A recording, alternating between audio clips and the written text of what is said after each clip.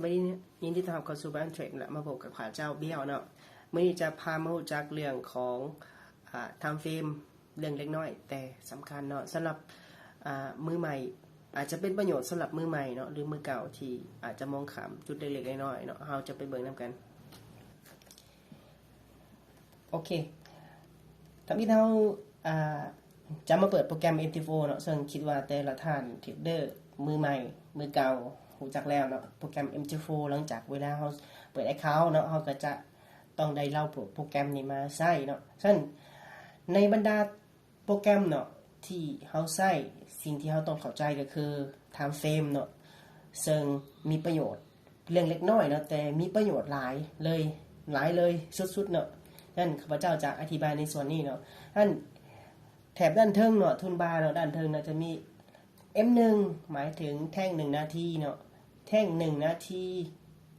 ซัพพอร์ตอยู่ใน forex เนาะมันก็จะต่ำสุดอยู่ที่1นาทีแต่ถ้าเป็นเบลลารี่เนาะจะอีกเรื่องนึงนะเบลลารี่มันจะฮอด1วิเนาะแท่ง1วิที่สามารถลิงได้สามารถเทรดได้แต่สำหรับ forex มันจะต่ำสุดคือ1นาทีและ M5 ก็คือจะเท่ากับแท่ง1นาทีหาแท่งความหมายของมันเนาะ M15 ก็เท่ากับแท่งหานาที3แท่งเนาะ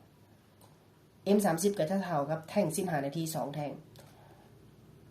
นั่นแหละและ S1 ก็จะเท่ากับแท่ง30นาทีอยู่2แท่งบวกเข้ากันอันนี้มันรายละเอียดคร่าวๆเนาะการคิดไหลเนาะแท่งแต่แท่งมันก็คิดไหลตามเวลาตามโมงเฮานี่แหละเนาะก็คือ1นาทีของเฮาที่จบไปก็มันก็จะจบเป็นแท่ง1ของแท่ง1นาทีเนาะและข้าพเจ้าอยากให้ฮู้เนาะก็คือคุณประโยชน์ของมันเนาะใช้แบบไหนเนาะคุณประโยชน์ของมันก็คืออยากให้เพื่อนๆจับมาใส่ลองเบิ่งเนาะมาทดลองใส่ลองเบิ่งมาทดลองใส่เนาะเพื่ออาจจะคิดว่าน่าจะมีประโยชน์สำหรับเพื่อนๆนะทีนี้ระดับที่เท่าก็อาจจะเบิ่งเทรนก่อนเนาะถ้าว่าเพื่อนๆเบิ่งเทรนบ่ออกใส่เส้น moving average 2M เส้น200อะไรเนาะเพื่อหาเทรนว่าณปัจจุบันเทรนเป็นเทรนอย่างอยู่ฉะนั้น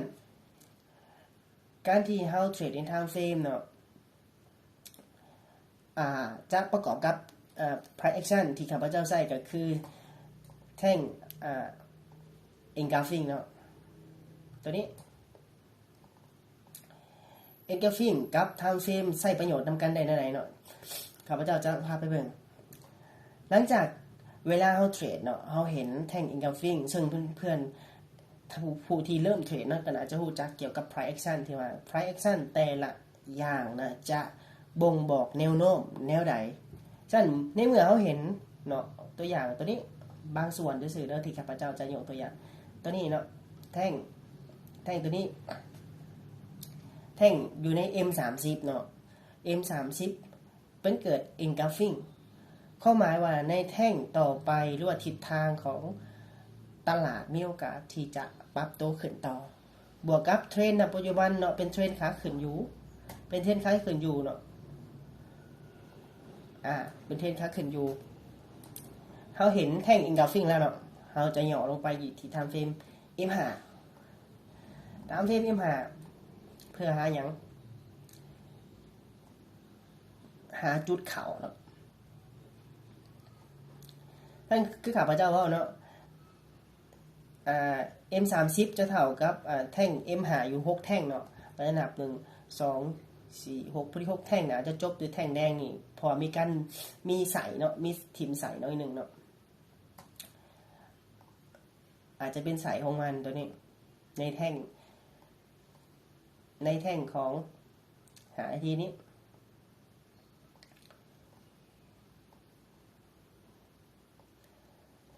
เมื่อกี้เราเห็น engulfing เนาะเกิดอยู่ในแท่ง M30 เฮาเลยย่อลงมาเบิ่งเนาะเฮาสังเกตเบิ่งแพทเทิร์นของมันแสดงว่ามันมีโอกาสที่จะปรับตัวขึ้นฉะนั้นเฮาจะย่อลงมาในทางฟิล์มน้อยเพื่อหาจุดเข่าอันนี้เป็นบางส่วนบางเทคนิคที่ข้าพเจ้าใส่เนาะก็คือนี่ตัวอย่างเนาะเฮาจะหาอยู่นี้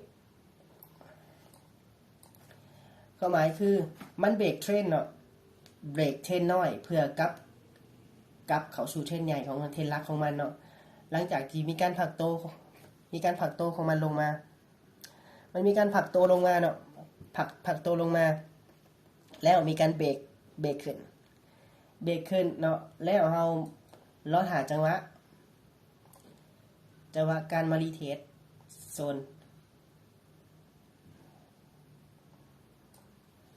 มาย่ำราคาดีมานด์